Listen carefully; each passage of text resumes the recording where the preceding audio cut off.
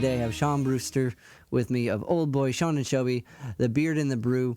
Shawn is a man of many talents and finds his way to express himself fully in all these different formats. He is playing Sunday, 8 p.m. Virtual Shows Cle with Connor Standish. The Beard and the Brew is his podcast. He does it every morning. It's kind of like a radio show where he takes local bands and spins them. I recommend checking him out. I think he starts around 8 a.m.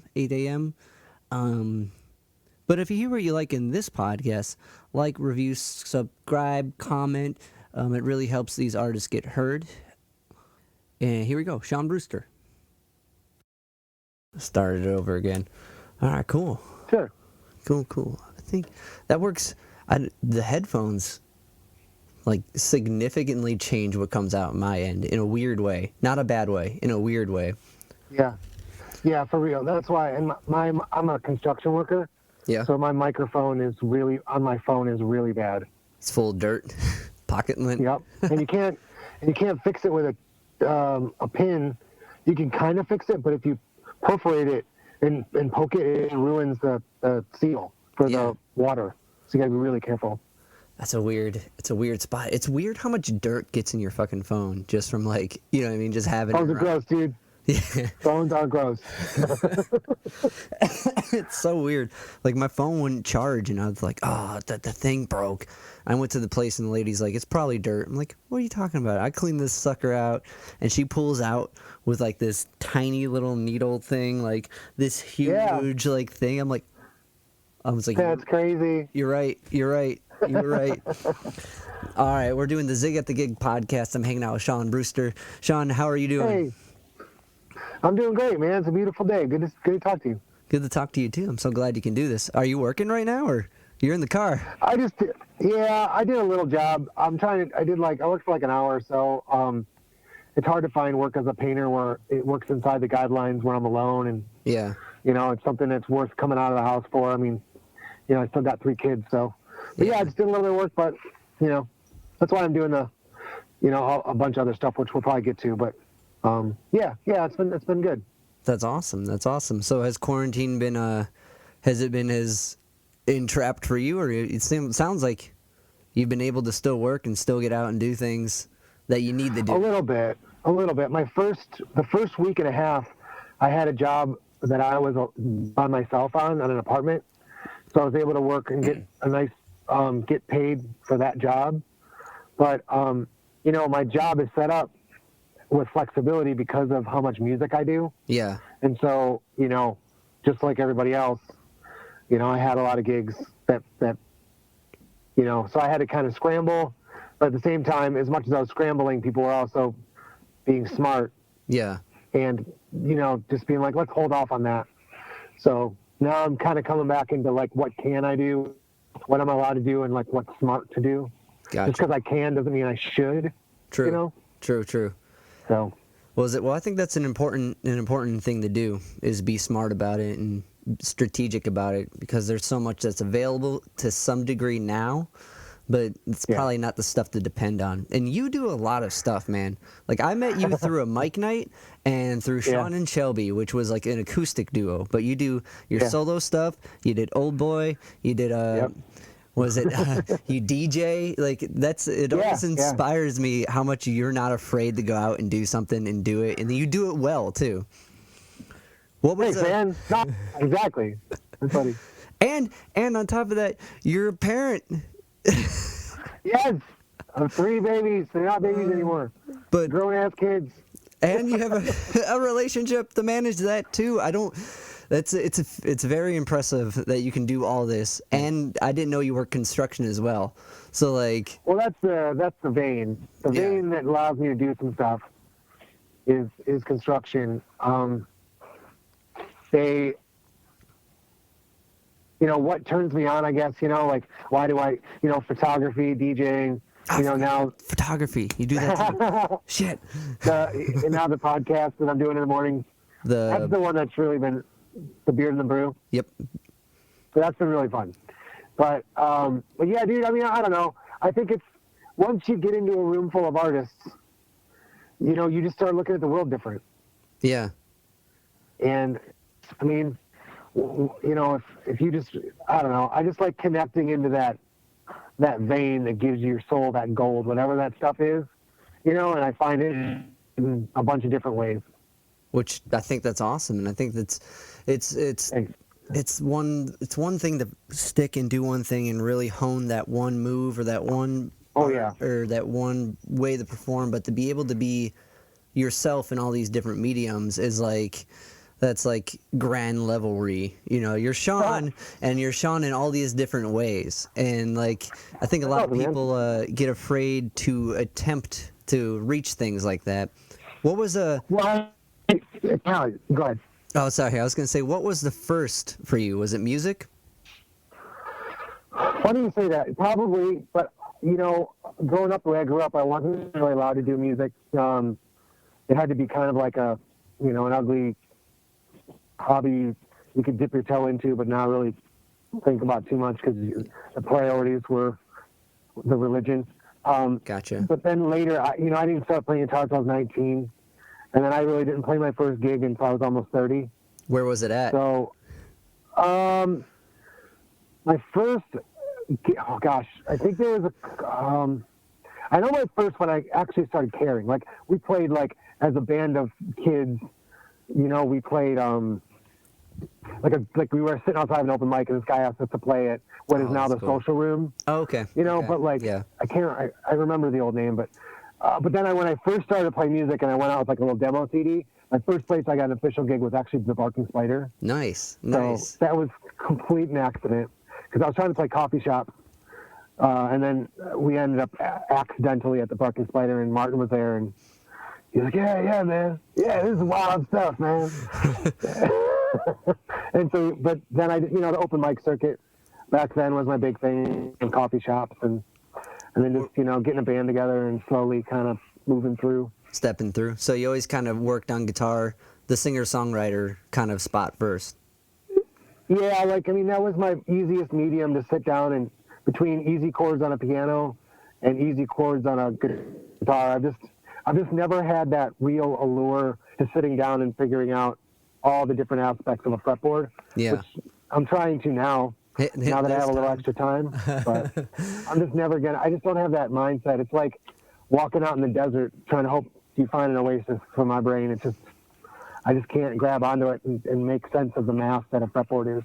Gotcha. Yeah, it's not math. It's not. Yeah. It's not math. It's a mixture of math and an organic thing that people cannot know notes at all and can talk to you like it's their native language too. Yeah.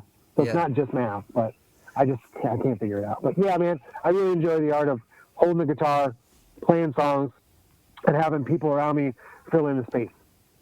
Gotcha. Yeah, the way I think of the fretboard map compared to piano is kind of like with a guitar, you are in a city and there's all these blocks, right? So there's certain chord shapes that work, and they work all over the neck. This is the F block, this is the A block. You're in the city, you're in it. Everything's got weird kind of turn to it. It's not clear because you're in the city, you're standing on the streets, and you're trying to figure your way around. But with piano, you can see you're on a hill outside the city. You can see where all the notes fall. Everything's very clear. And guitar is weird. It's all it's doesn't make sense, but piano is clear and makes sense. So I get. That's the best analogy I've ever heard. Thanks. That is awesome, man. What was it? Wow. Teaching music, I found some little nuggets to try to make things seem clear. Yeah, man. I might have to have a side conversation after this about this. Sure. Awesome. Gladly, man. Yeah, that's good stuff. Did you ever go to Charlie's open mic night, Charlie Malsbrook? That was one of my first. So before I started to do actual, the idea of playing gigs, his on Coventry was one of my biggest influences. Alex Zala's. Yep. His when he played at the Rhythm Room, his was a huge one. Those two guys were huge influences on me right when I first started playing. Yeah. And that was just bedroom stuff, right? Yeah. I had a song with a couple chords and they weren't very good, but that's what open mics are for. Exactly. You can only get so good in your bedroom before you and then when you put it out in front of real people, even if they're just there doing their own thing and happen to be in the room, it's just a whole another beast. For sure, because now it's not like I loved it. You can be like, okay, I'm gonna say this phrase again. You start to worry about it. It's almost like for mic nights. I was talking to Charlie a couple days ago, but it's almost this was with Megan. I was talking with Megan, and like you're kind of you go into it because you're in front of this room with people and you're performing, and you now are the center of what you think is everyone's attention. There's this natural fear that exists, and you're almost just practicing to get rid of that fear, if that makes sense. I 100% agree with you. That's what it is. I think the biggest jump is from your bedroom or garage or basement or whatever to an open mic stage. I don't think the jump isn't, the only jump that's hard from an open mic to a real stage is the fact that they don't have to clap for you anymore. Yeah. You know, at an open mic, and I'm not saying that it's 100% obligatory, but like you can be really bad and they're still going to be like, they'll still like your attitude. Yeah. And they'll clap for you. Where if you're good and you're not connecting to an audience, you're not going to get any response at a gig that's paying you money because they don't have to. They're not necessarily there for you. And grabbing those audiences may hurt your feelings that you didn't do it, but like, you know? Yeah. They're eating their food. They didn't. Their night, man. It's weird. It's weird because like Mike Night, most people you're playing with, you know what I mean? They're going to be up after you. They're there. It's a training ground in a sense. Oh yeah, absolutely. I 100% think that that's one of the biggest things that people. I don't want to say stay at open mics, but like, you know, utilize the idea of what you're there for. Play the song, you know, fix the song, play the new songs that you don't have hammered out yet. Yeah. Don't play your best songs. Don't play your 3 best songs every time. Yeah, yeah. You know, no, I agree with work on that. your stuff and work on your eye contact and, you know, how to tune a guitar in between and learn those weird things that, you know, you don't know you need to know them until you need to know them, but, you know. 100%. And the eye contact thing, that's a good point. I haven't talked about that with anybody, but I think now more than ever, doing the live stream thing and giving that eye contact to this little lens right here makes or breaks that whole like experience for someone swiping by, and you know it kind of puts you into it. You say that. I try really hard to make sure I look, and I'm not like watching. I don't know if there's a difference between this and this. I don't know. Yeah. But I definitely think that me looking into your eyeballs, you know, is important. And I'm not like, I don't want to just sit here and, you know, just not look, you know, I want to make sure this is as close to a connection as we can get.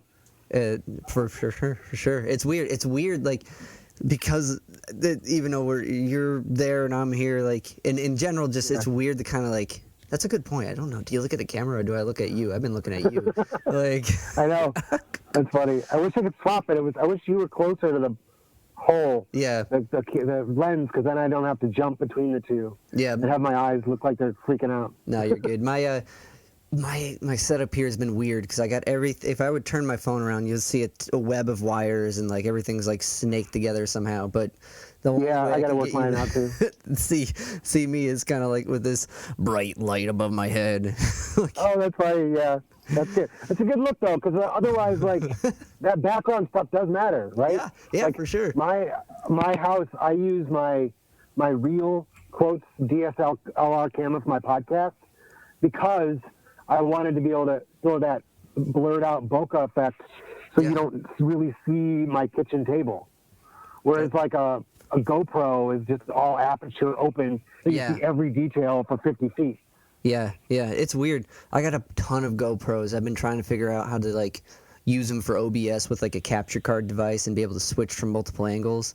But like, oh yeah, man, hook up your phone. You can have the buttons. Yeah. Right, so you can switch the camera angles like mid talk.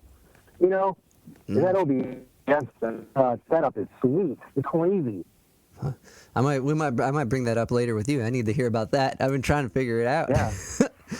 But so the beer and the brew, what's that all about for our listeners? Well, the big thing I had a couple years ago where I had originally wanted to do it, where I noticed that good shows, people didn't know about them, and then opening acts were busting their butts trying to get people to come to shows when it should have been really easy. because these bands were exactly what their fans should want to see. Yeah. They should want to be supported. And it was like, but not many people even know the band songs that they're, you know, like, we don't know our friends' songs. Like, yeah, which is weird how, and even if you know the song, could you sing the chorus, right? So I was like, I'm going to fix the thing that bothers me.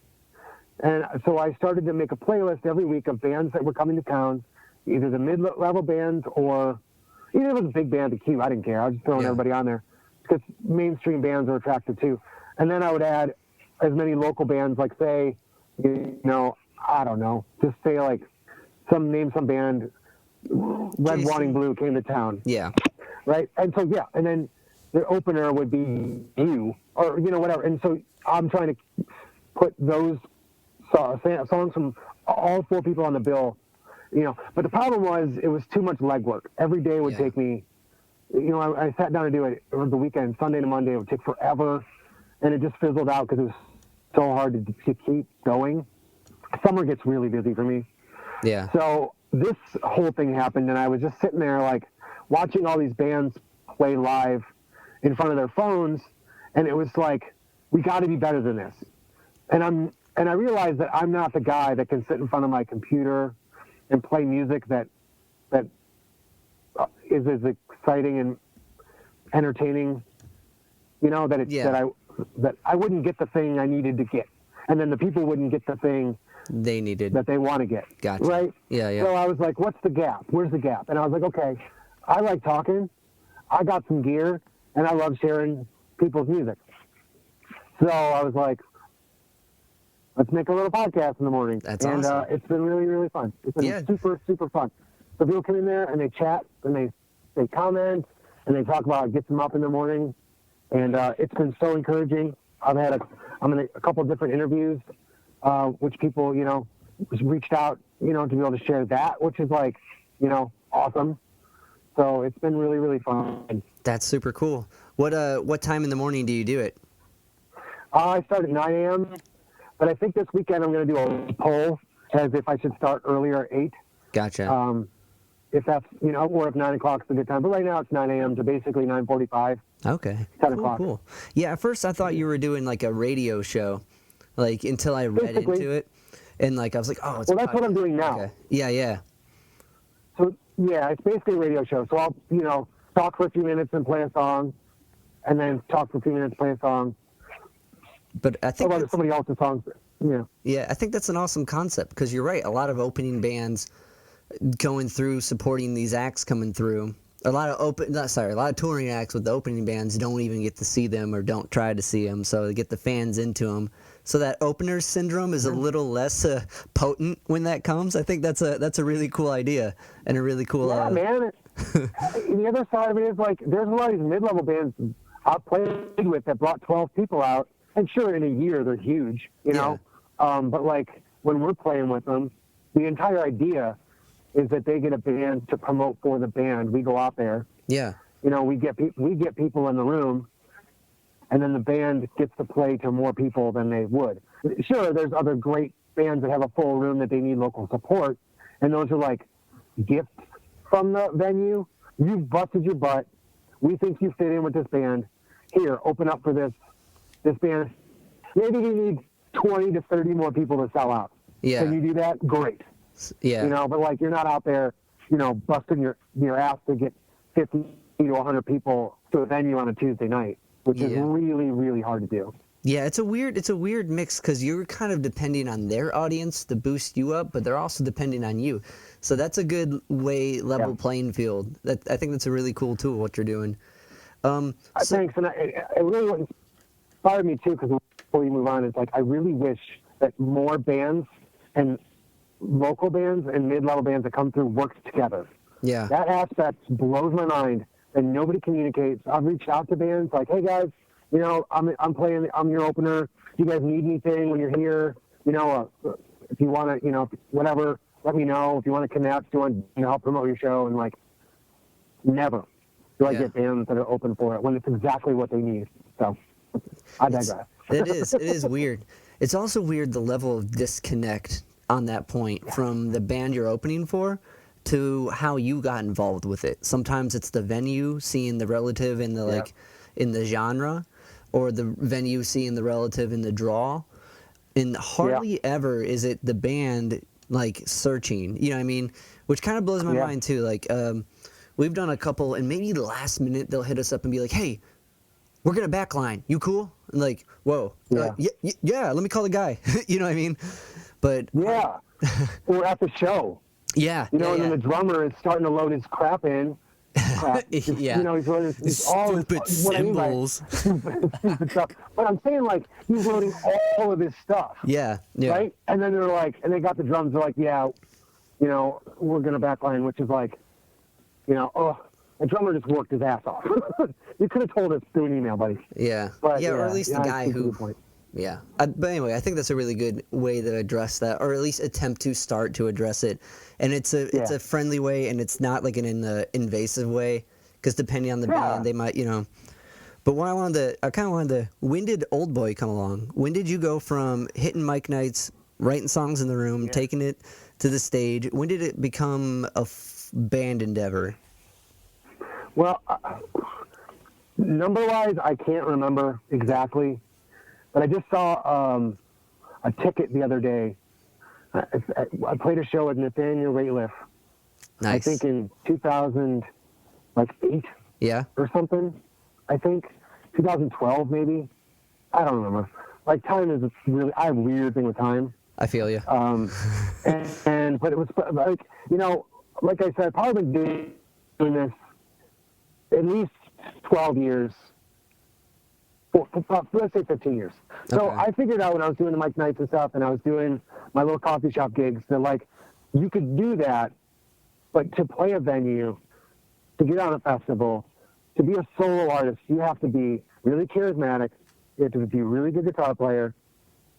And you have to have really good songs, have a good voice, to look good. Like, you got to. It's really hard unless you got great connections to carry yourself around. You can go backwards. You can have a famous band and then come around as a solo artist. But people are hearing the song. Yeah. You know, they're hearing it in a new way that they've heard so many times. But to start out and build up. So I figured out I needed a band. Well, then I found a guy at his party that plays cello and drums. And then he had a friend who played bass. And then we ended up kind of doing a gig at Bella W under that name, Oldboy. Okay. And then we played a little bit. And then it just kind of worked its way and through many different people over the years, but it started to make sense. And the idea that you, as a songwriter, singer-songwriter, it is important for a guy like me to have a band, but not just make me louder. Yeah, it needed to be a band and have a sound, a cohesive sound, full sound, and it was just so much fun to evolve with that band and get where we got. And it's not over. It's just a weird time the last couple of years for rock music. So you know. Yeah. Bella W, kind of taking a little break. That was the place, which is now Taco Tano's. I tell people all the time, I played like 6 gigs here, and like, dude, it's Taco Tano's. I'm like, I know. It was this weird coffee shop with beer. Yeah, it was this weird bar barista run. Great. Oh man, that's awesome. But yeah, I broke a string my first show there. Oh yeah, nice. And I don't break strings. I've broken like less than 10 my entire career. God, that's impressive. That's impressive. Thanks. I got real good with changing them real quick because I break them a lot. Nice. They get dirty. Yeah, that's awesome. That's funny. Well, that's cool. So Oldboy, because when I met you, you were playing with Shawn and Shelby at the time. It was the duo thing. Yeah. And everyone's like, "That's the guy from Oldboy." I'm like, okay, cool. Let me, you know, like to me, it was like I didn't know. I was like, I might even been at Bella W and saw you at one point. Like yeah, right, yeah. Like we played. I mean, we were in that. Sorry, man. I was gonna say there's so many bands back then when we were playing. It was just such a normal thing for. I mean, I was going through a list of songs for the playlist on Monday. Just I have this NEO, Cleveland, Akron. Yeah. Huge playlist of bands, and I was going through and thinking back, 5 years ago. There was a lot of great bands. And I'm not saying there's not great bands right now. Yeah. But it's a different time for rock music. What do you think? And I'm not trying to sound like an old man. Yeah. I think the consumption of music has made it almost impossible for people to to be like, I like that band. For sure. When it's just this, constantly changing tapestry of songs. Yeah. So if you want to like a band, it's like committing to, just a different thing. But I don't know what's going to come out of this whole pandemic lockdown. Yeah. Connectivity is going to be a huge one. For sure. That's kind of the, like, every conversation, there's this hope that there's this, there's this hope that the connectivity is going to be as, like, cherished as we want it to be at the moment. You know what I mean? And, like... Yeah, while at the same time, there's going to be a difference of physical connection for months. Yeah. If not forever. Farsi was like, don't shake hands ever again. And I'm not sure we're going to do that. No. But the fact is, there's a large amount of people that are never going to shake hands again if they could help it. For sure. Now would not be the time to be a germaphobe. Like, that would be awful. Yeah. Like, horrifying. Yep. But yeah, I agree. I think how music's consumed now is so sparse, and like, there's so many different outlets and so many people trying to do it too, which is great. Yeah. But at the same time, like, the medium in which it is distributed is very single focused. So it's like, this is an artist who is an acoustic singer-songwriter who sings songs about this cause, or it's the more you can package it, the more that seems to carry that artist across. So if you're like someone who sings songs about being a pirate, and you would do it like, what I mean? Like, if you have like a thing that can be marketed, you're going to be way heard, way more seen, way more for algorithms to be able to send your stuff across, compared to like, this is a band that does rock music. You know what I mean? Like, so I agree with you with that, for sure. The good thing was 20 years ago, we thought, and I don't want to get cynical. Yeah. We thought everybody thought they were such a unique individual. Our humors, our intellect, our creativity. And I'm not saying it's not. Yeah. I think it's coming back around to the other side. But when the internet opened up and showed you, like places like Reddit, that, the joke that you thought of as you opened up and went to make a comment is the top comment joke verbatim that your brain saw. Yeah. And you're like, ah! And you're like, there's 10,000 people that are that thought the same exact thought I had. And then you open up this world, and, Spotify it's not going to the record store anymore where there's only, 100 artists or whatever. Take a number of 500 artists. Now the pool of music is like an ocean. Yeah. And you take your new record in your little cup and you just dump it in the ocean, and you hope somebody's going to find you. Yeah, that's a good analogy. And it's so overwhelming. Right? But it's not that. Yeah. But it makes you think that. Yeah. We do have people that truly enjoy our music. We still live in a city. We can play to real human beings that we need to connect to. Yeah. But once you dip your toe into the knowledge that, in every city, if Cleveland has 100 great bands, every other 50 states has 1 to 5 cities with 100 great bands. Yeah. And it's really overwhelming to think. But at the same time, just like you, sitting in your room with a real microphone, real headphones, and trying to think, how can I make my show better? It's pushing us to be better. For sure. While at the same time trying to stay connected to our own personal human brain, our own surroundings, without, just thinking of ourselves as connected to this big, zeros and ones internet. Yeah. And I think it's, once you push through that barrier, I think hopefully after this whole... Sorry, I think I lost you for a second. Hopefully. Okay. Can you say that one more time? I lost you for a second. You froze up. Hopefully. No, it's fine. I would say hopefully after this, with all the introspection, that it's going to bring out some really good art and really good music. That's, because we've disconnected, but also connected. For sure. I think, well, that's what most people, like, when they want to go write an album. I was talking to Brent Kirby about this, that you seclude yourself, and you give yourself that time. And Brent's very hopeful that out of this, there's going to be a lot of great tunes. I think the content might be the same, but there's going to be a lot of stuff for sure. Well, like, yeah, but it's funny you say that. Like, I have no interest in writing, like Matt Moody and Hannah Sackblitz wrote that "How Are You Today" song. Yeah, that's cool too. It's great, and it's like as they wrote it, I was like, yeah. But like, I think there's other people that are, there's going to be so much new material that comes out of the aftermath. It's like somebody said something, and I was like, that's a new sentence. I've never heard that sentence, and I think that's going to happen a lot. There's going to be all this new stuff we get to enjoy. No, I agree, and I think there's as far as writing goes, like, I think there's like an input output. You got to take in the put out. So like maybe. Oh yeah. There's like a. At least that's kind of where I've been. That like I've been trying to as a routine. I got a crazy practice routine and a crazy I write for an hour and just write nonsense and maybe something will come out of it. But trying to keep that creative structure. Which kind of... I think Stephen King. Yeah? I think Stephen King does that every morning. He writes like 500 words. Fuck. Just throws it out. Throws it out. Yeah? Yeah, I think so. Man, well, he comes out with novels like nothing, so that makes sense. That's crazy. Impressive. Yeah. So, as a parent and as a guy who does all these different projects, and as someone who has a successful relationship where you're raising kids, how do you do it? What's it look like? Works a construction job. How do you manage all the madness? The big thing is understanding that. Excuse me.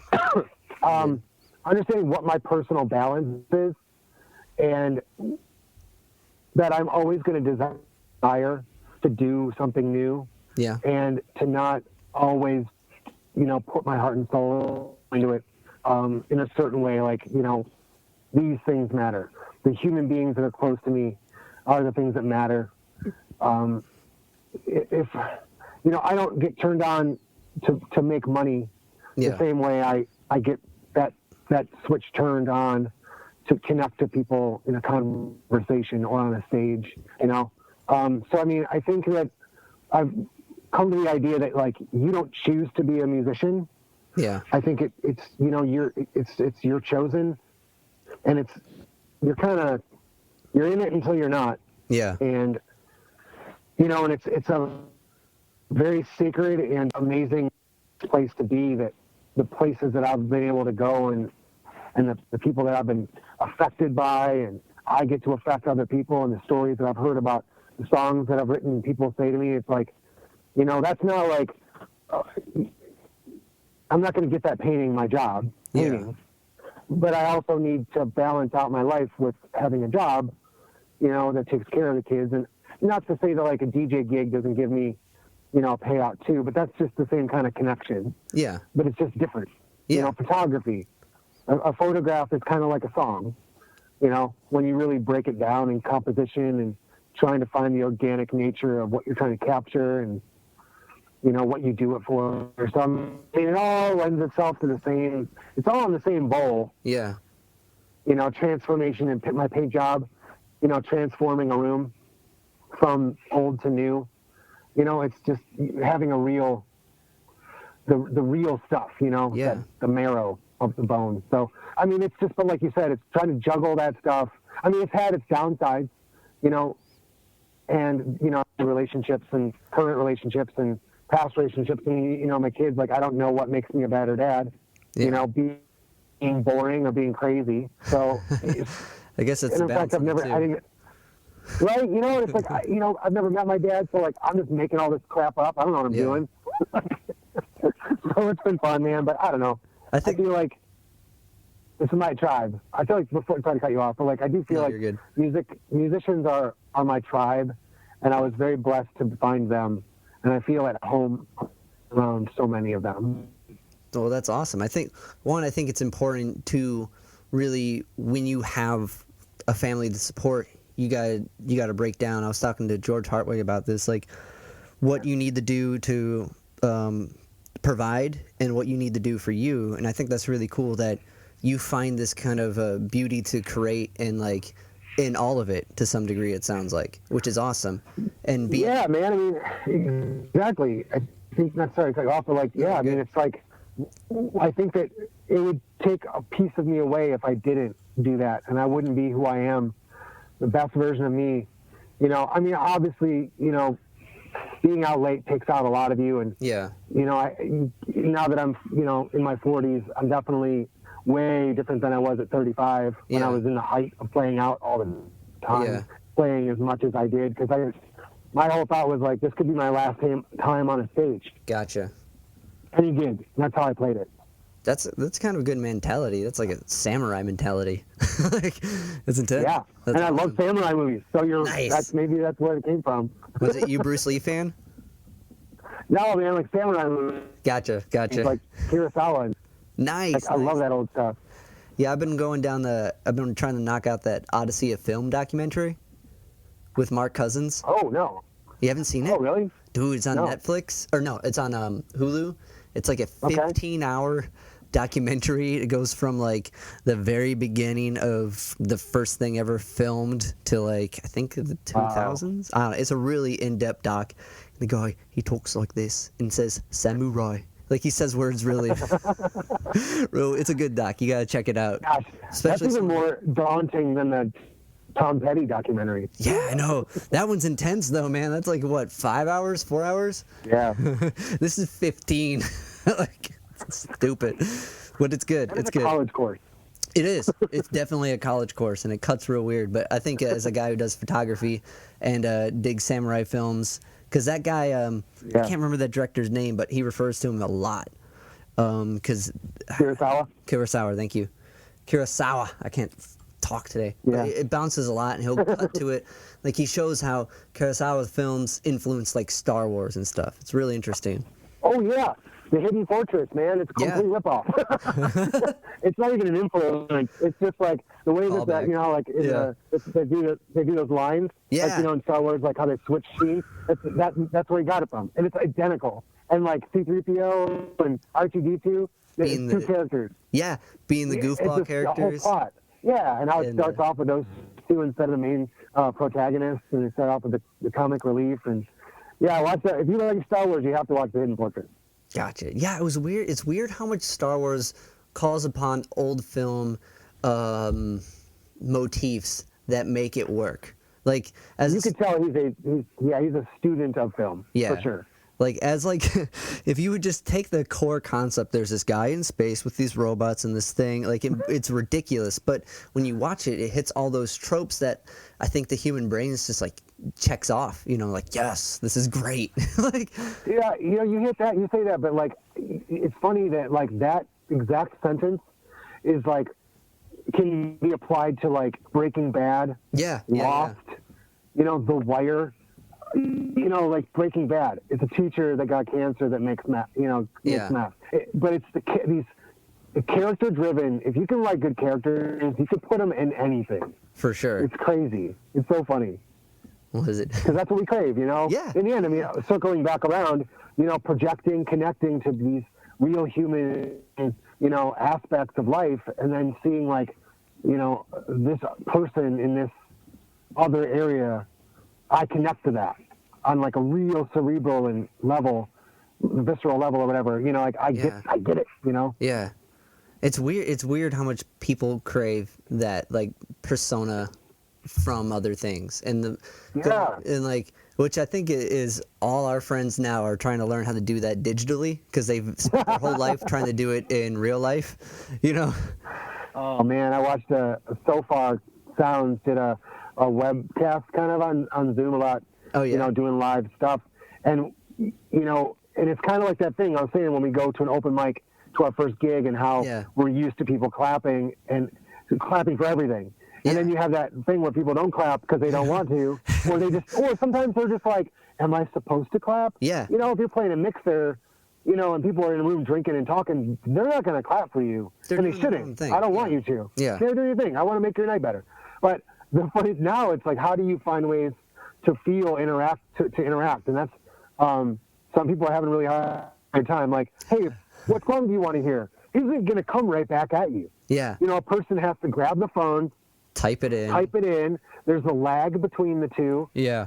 And how do you? Hey, hey, put your hands up, or are you clapping for this song? Was that good? Yeah. You could have a great song, and people are going to have to leave to go to whatever they were doing. Yeah. So you can do something awesome, and then your numbers drop. Yeah, yeah, and that's the thing. You can't really look at that at the moment thing. The almost more perspective of it is when you're done and you look at how many views it overall generated, and like it's weird. It's definitely really weird. Such a weird thing, and we have to figure out what matters.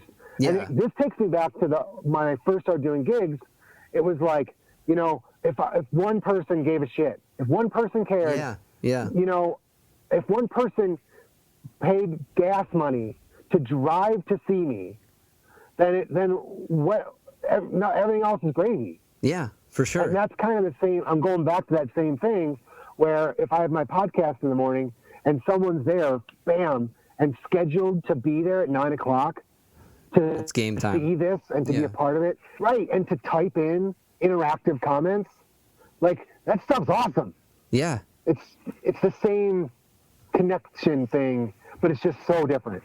It is. It's really weird. It's really weird, but how similar it is, and like it's almost like we've been trained for this mindset, but you've been so far removed from like the start point. You're like restarting it. I don't know. It's definitely a trip. Yeah. It's a complete.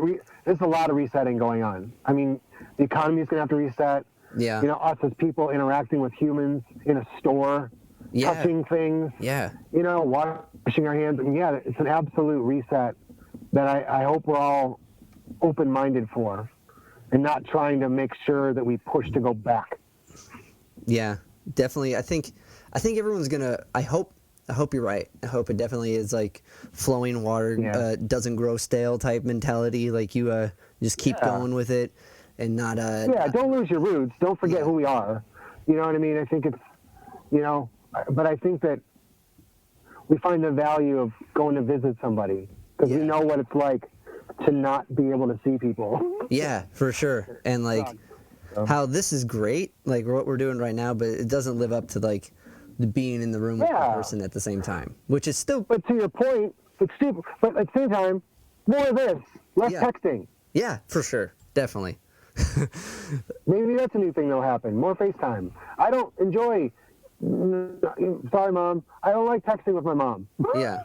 It gets weird because older folks don't know how to text and they use the wrong emojis and too many exclamation points. So they sound like a maniac. And I want to be like, that's the tone you were using. Oh, okay. You were yelling at me. Yeah, exactly. Where it's like, if I was to take a person and read the script from my mom's text messages, That sounds like a good segment on your podcast. Just saying. Hold on, I lost you. Hold on. You peaked with that, but that would be a good. Sorry? No, you're good. Hold on 1 second. Dude. I gotta. FaceTime kills my phone. I gotta plug it in right quick. But that would be a sick segment. Dude, text messages with mom. That is a great segment. Morning mom text messages. Oh, that'd be awesome. How can I pull that off and have it be fun and have her not get offended? That's the key. Once you find that out, you tell me so I can do it too. I love it. I'm going to work on that. Me and my bass player got really into so I started really hitting these podcasts because I started doing this a long time ago to do something at shows while we were waiting to be that support act to the band that didn't really want to hang out with us. So I figured, well, if I'm like, hey, let's do a podcast while we're both waiting, that can be a way to make that connection. And, so that's the zig at the gig purpose. I would hang out with like the singer of the band, and we would do it like we would do a prediction for how we thought the show was going to go.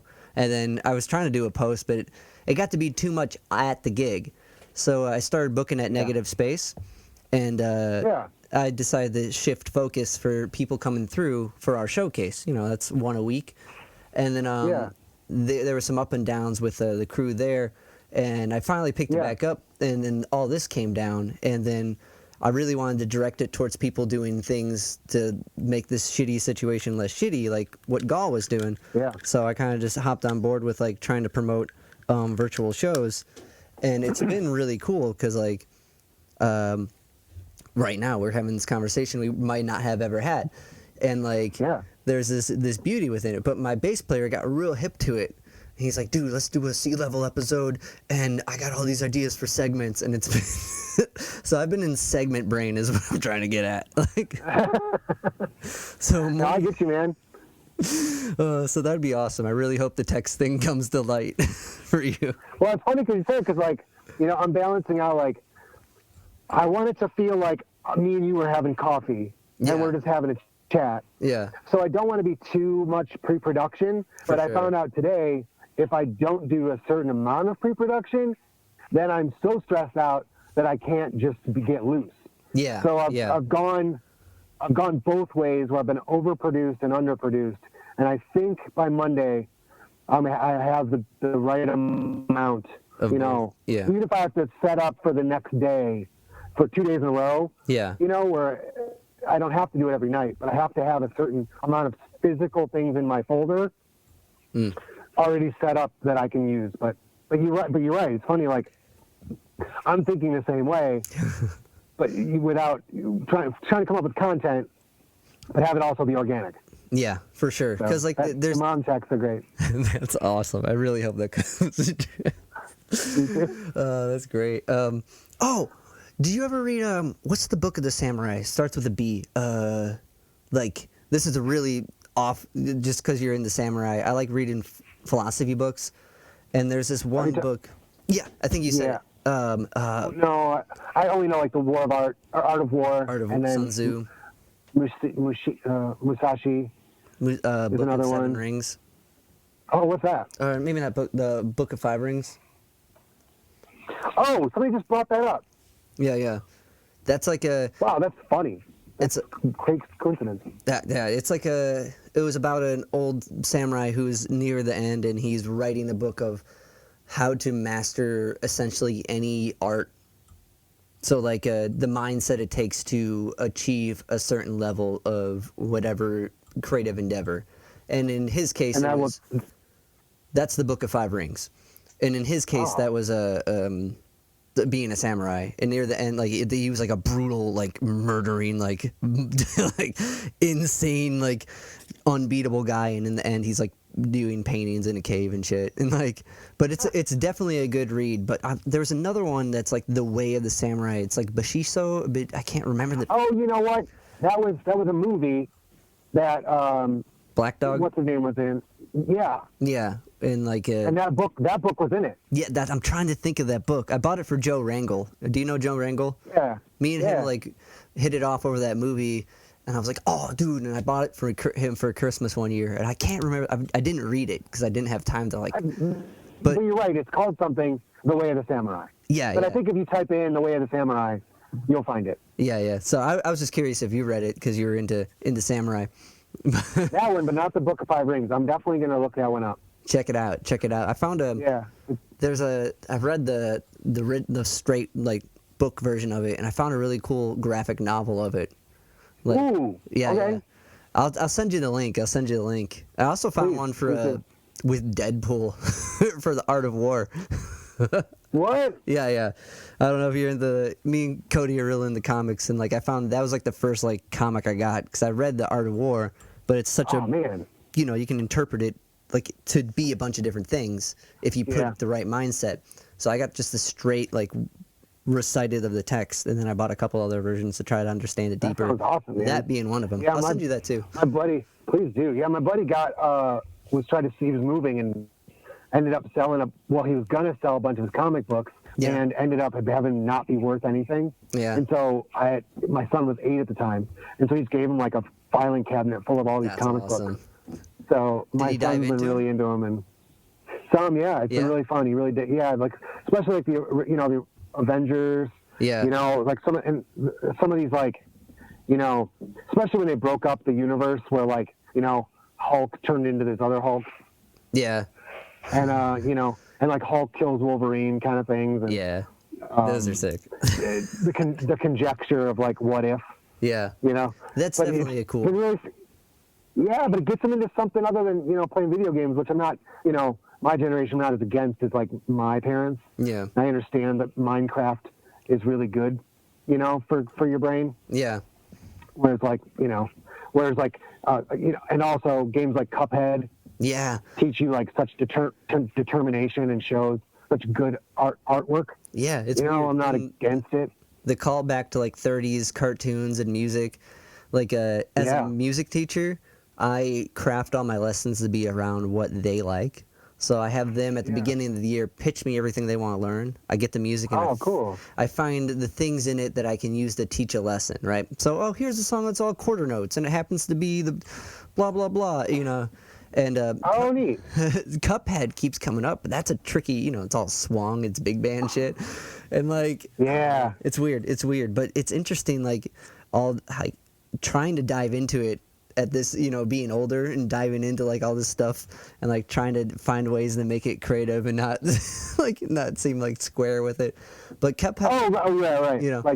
Like you're pandering to their generation. Yeah, but try to honestly dive into a thing with it, and I think the Cuphead does have some. I think people can tell the difference. Mm-hmm. Oh yeah, sure. I freaking love that game. But no, I think that in the end, just like in a conversation and an interview, we've seen the difference between like I genuinely care about the things you care about. Tell me more. Yeah. Or I just genuinely want to hear what you care about is one thing. But the other side of it is like, I selfishly want to open doors into your psyche by pushing buttons, it's, or like, I'm just trying to pander to your lowest common denominator. Kids can figure that stuff out real quick. And if you do it at an organic level, they love that you went out of your way for it. For sure. Or some of them love teaching about it. I have one student that taught me more than I'll ever need to know about Battle Cats. Have you ever played that game? Which is it's essentially a game you push a button and you wait, but that's funny. It's like a phone game, but it's fun to think about. Yeah, it's not the one with all the little dots that fly around the screen, is it? No. It's like this circle cartoon cat attacks like this monster dog thing, like by throwing fur. I don't know. It's a really funny game, but it it's good stuff, man. Before we wrap up, I kind of wanted to talk about how Shawn and Shelby came about. Where did you meet Shelby? When did that? Because it makes sense because she plays cello, and within Oldboy there was your guy played cello. Oh yeah, I loved it. It's one of my favorite instruments in the whole world. She, funny. So I'll tell you both sides of it. One, I met her at an open mic. Yeah. My favorite open mic that I basically started at Riders Inn in Paynesville with Jim Snively. Yeah. And that was like, he was the catalyst. The room was the catalyst. The people that were there, Ishvan, hey Jesse? Yep. Yeah, he was there the first week. That dude, reached into my brain and shook me around and was like, you're so cute. And just really helped me. There's other people that were just, came up at the exact same time. Maura Rogers, Jenna Fournier, Nick Zuber, Fiona Falk. Just so many amazing, just at the exact same level. Well, not exact, but like pretty much same level. Yeah. And just like came up, and we all helped each other. So I came back to came back and visited sometimes. Well, she was there. Unbeknownst to me, she had heard me do a radio interview, heard my songs, and then subsequently saw us at Bright Winter play a room. And she was like, she just liked what we were doing. So that when it came time to actually introduce them, I was like, we need to do stuff together. We started just kind of playing together, and then invited her to play with Oldboy on a whim. It was hilarious. I just threw her into the dogs. Yeah. And threw her in the deep end, threw her to the dogs, whatever. And then later I started to write these songs that just did not fit with Oldboy, and that band did not deserve to have this mellow, not sad, but like mellow, sad record. And then we had such an opportunity to play these events, and I just loved what we were doing. Me and her just, as human beings, just, it was like something more than family, it was like we're just, like once you meet somebody, you're like, well, there it is. We're going to be whatever this is forever, like it's just everything, it's everything. Little sister, big brother. Yeah. Like I'm her big sister, she says.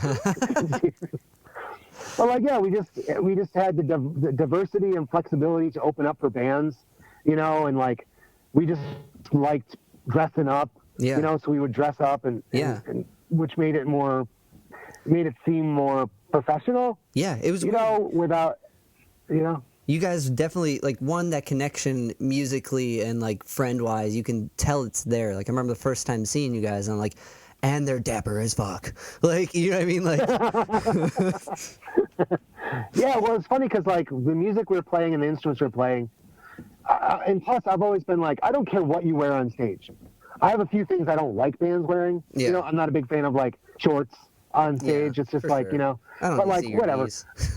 You know, exactly. But, like, my whole thing is give a shit about what you're wearing. Right? For sure. Like, don't just wear what you're wearing. If it's T-shirts and jeans, just be deliberate about it. Yeah. I think... You know, because not... Go ahead. I was going to say, B.B. King said it. It was either B.B. King or John Lee Hooker said it best, where, like, they said we played the blues, but we never dressed like we had the blues. And I'm like... He's right. They always wore, I'm pretty sure it was B.B. King, but they're always wearing a suit, and they're always looking good, you know? It's, you know, being comfortable in your clothes, it translates to everything. For sure. You know? I mean, and it's not like I'm saying dress up. Yeah. You know? I mean, that lent itself to, but like, you know, just, if you don't give a shit about the little things, then you're not going to give a shit about the big things. You know? Yeah. And that stuff, maybe you can hold on to that for a little bit, but if you want longevity, you know, you got to care about so many different little things, and it all adds up. And I'm not saying, like, overanalyze and, you know, be calculated in every move, but, like, just give a shit. Yeah. You know, think about it, that's all. And we have 2 albums. You know, I was going to make a third, but then I decided, you know, without making it like weird, that she has so much going on in her band Reagan Leaf. It was like, which is awesome. And As a side note, great. Viking band, hell yeah. Right? You know, exactly. So like, and it wasn't like I decided, like, you know, but like it just was a very obvious organic move. So the next thing I'm going to do is a solo record. Cool. You know, but we have some songs that like still are. We still play together, and you know, I'm lucky to have found somebody like her and her family. Just one of those life lotteries. I won. It's weird how many of those, and I think it's important to like recognize those friendships and those relationships as that life lottery win. I think that's really well said.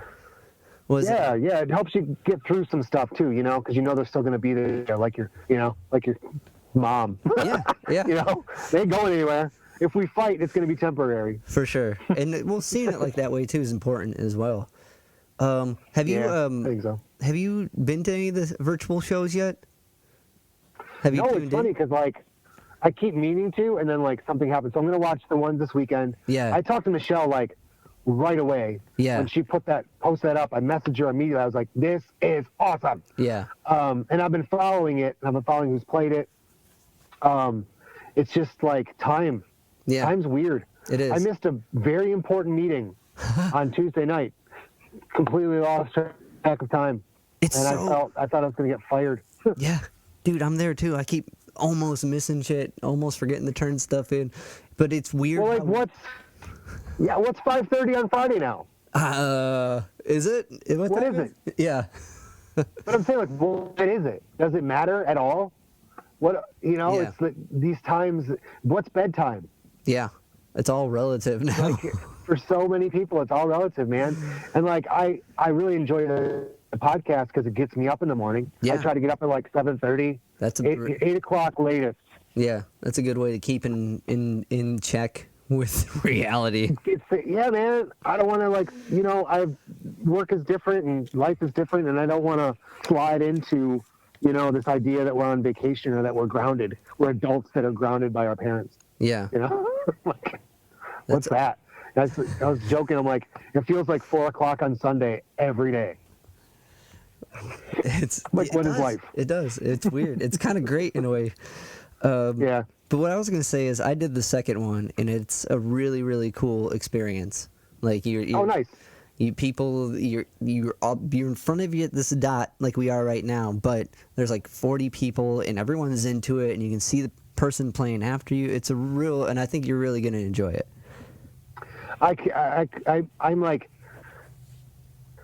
I'll be super honest with you. It was humbling, and I could not be more excited to be asked, because as a person who, like, there's so many full-time musicians that I was like, you know, just kind of tip the cap, and I was like, I'll see you at the end when you start opening up to the B class, you know, and I don't mean that like a hierarchy, but just like, you know, and I was like, man, yes, please, I'm so excited.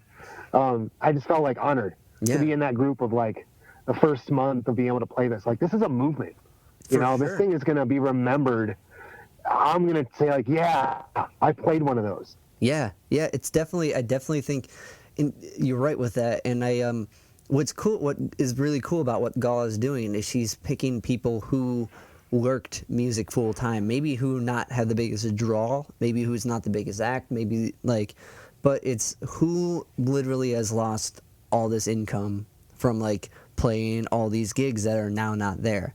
And I think with that standard, it's such a pure thing that they're doing. And like, it's so helpful. It's so helpful. I didn't realize how many gigs I had, you know, from both being a DJ, and it's crazy, man. And I've been trying to narrow it down. Like, I was trying really hard to push to have like as much of a normal summer as I could. Yeah. And unbeknownst to me, this was going to happen. And I've had the most normal, you know, I mean, I don't want to make light of the fact that our area hasn't been hit. And I don't want to act like, you know, other people haven't had normal, and it's very scary in places like New York City. But out here, you know, we jumped on this so quickly, and this, you know, our social distancing happened so fast, and everybody was so on board that we've been able to keep ourselves away from so much of the spike. For sure. You know, that we've just been in our houses, just being regular. You know, we don't see the what's happening. So we were able to say, like, you know, this is nice. Sentences like, it's been great. It's been nice. You know, and I don't know if that's going to be the same next week, you know, or if it's going to be the same this weekend or 2 weeks from now or a month from now. But in the meantime, being able to connect, to stay home, you know, to meditate and think about the future and make changes, it's been really important. And to be a part of, you know, events like this and the community of artists that I'm just, you know, so happy to be a part of, it's awesome, man. I agree. And well, I think you feel good about this, man? I think this was an awesome interview. I do. It was really good to talk to you, man. Likewise, man. Let's do this again in real life. Sounds good. Real life, we shoot again. Facebook time. I don't know if you're open for helping a fellow learn how to navigate the fretboard. For sure. But, yeah, you know, I'd love to. That's my thing, man. I could throw you some tokens. Sounds good. Well, hit me up, man. I'll send you a link of all that stuff, and I'm going to get this up tonight or tomorrow, depending how the one with Connor goes. Okay. So. Sounds great, man. I love it.